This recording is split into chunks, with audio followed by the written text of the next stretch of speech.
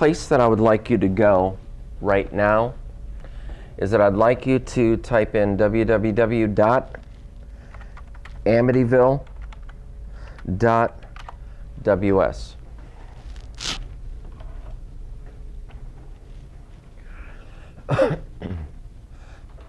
Amityville.ws. There's a reason for this. Everything that we're going to talk about tonight with internet safety, bullying, is going to be included in a course that I've developed for my middle school called Digital Decision Makers. Digital decision making is about making the right choices. It's about looking at bullying. It's about tolerance. And someone said to me, do you think that it's going to make a big difference? The bottom line is someone has to talk about it. Someone's got to do it. But in our society, so many of the standards of behavior have, quite frankly, gone to the wayside, that it is important to take a stand and try to do this with the kids. Now, what I'd like you to do, when you're at the website, on the top right-hand side, you're going to see a topic menu. Please click on the topic menu, and at the very bottom, you're going to see a menu item called Instructional Resources. I'd like you to click on that for a minute.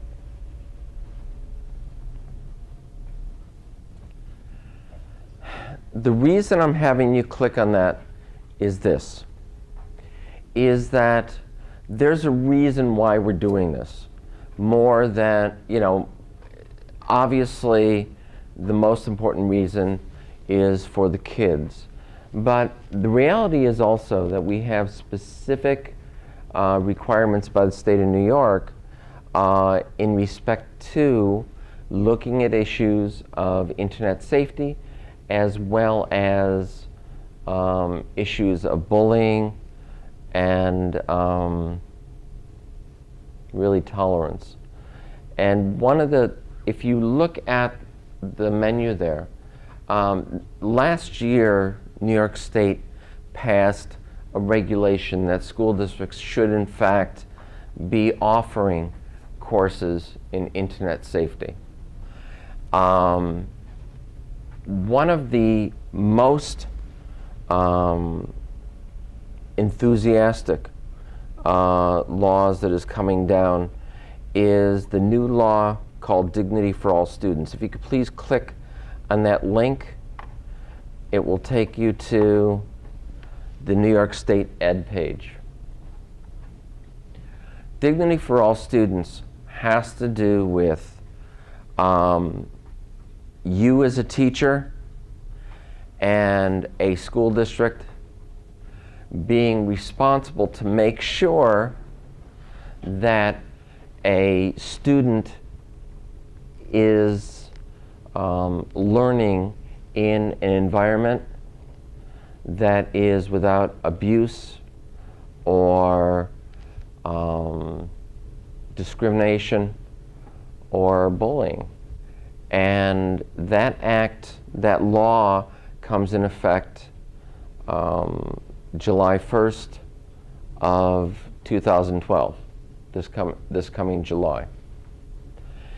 And what that law is basically saying is that school districts have to put in place a model for not only in-servicing teachers on bullying and internet safety, but about those teachers creating a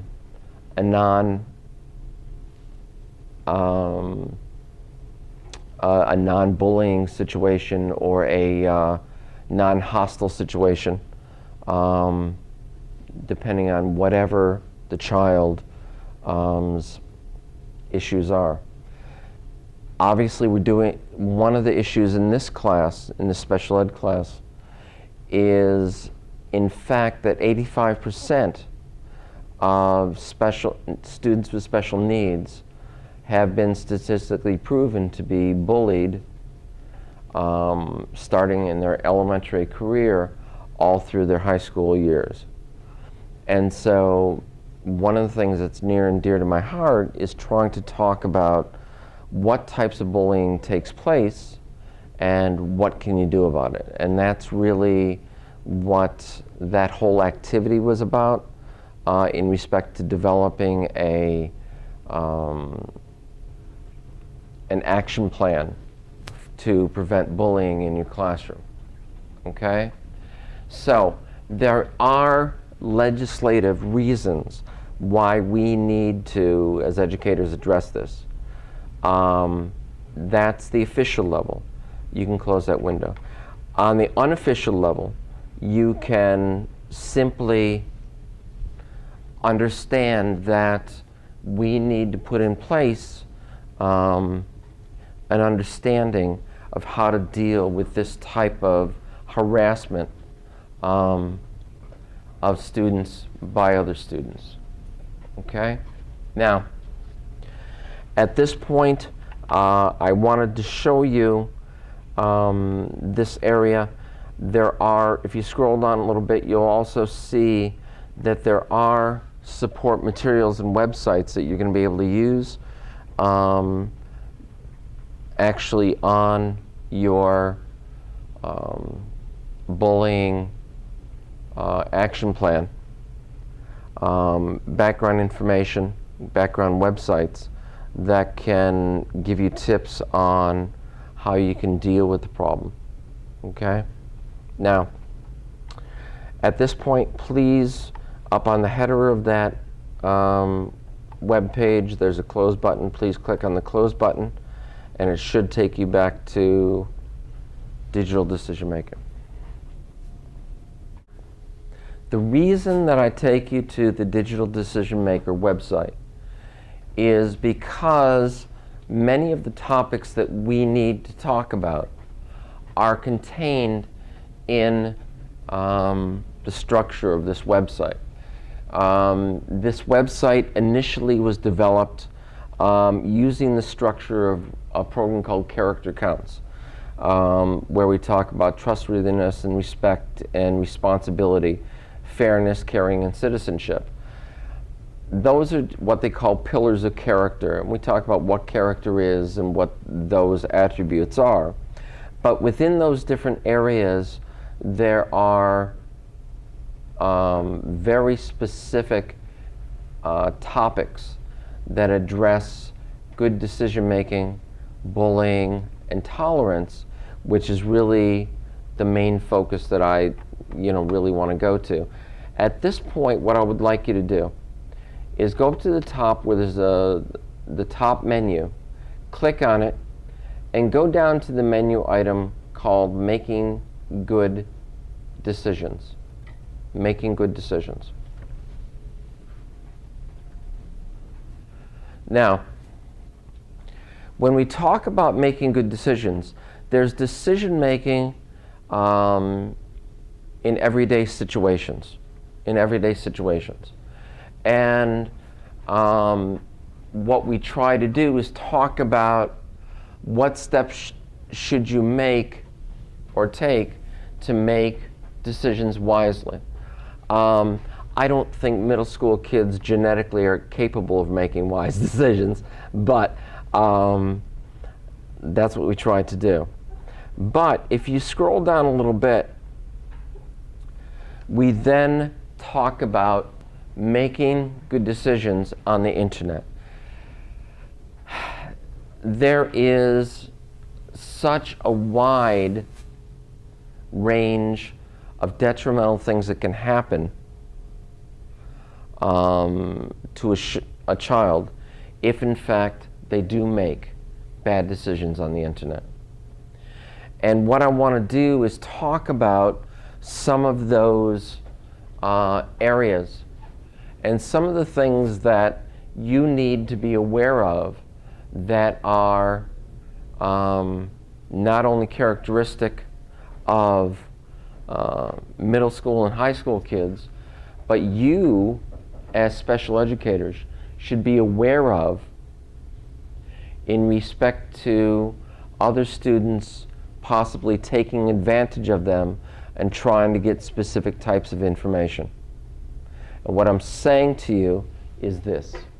For example, the first topic that we talk about is keeping my identity private.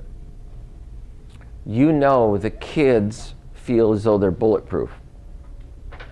But there are more and more resources of information all over the internet that pick up bits and pieces of information about everybody. I don't know if you've ever gone to Google and searched for yourself. Did you ever search for yourself? Okay. And if you do that for me, just like ignore the thing that says bank robbery. But no, it's astounding. It's astounding. If you type in Ron Weber Amityville, it's astounding all the stuff that comes up. Okay. And one of the activities that we'll talk about in a little while is that when I'm working with the kids, I have them go to Google, type in their first and last name, and the town, Amityville. And I've had kids sitting in their seats crying, saying they know where I live and they know my phone number, which is absolutely the case for many kids. Some kids don't think about where the information is going to go when they get their picture in the local newspaper of being on the basketball team. Those things we'll talk about in a minute. But the whole point is that information now is power for good and for bad.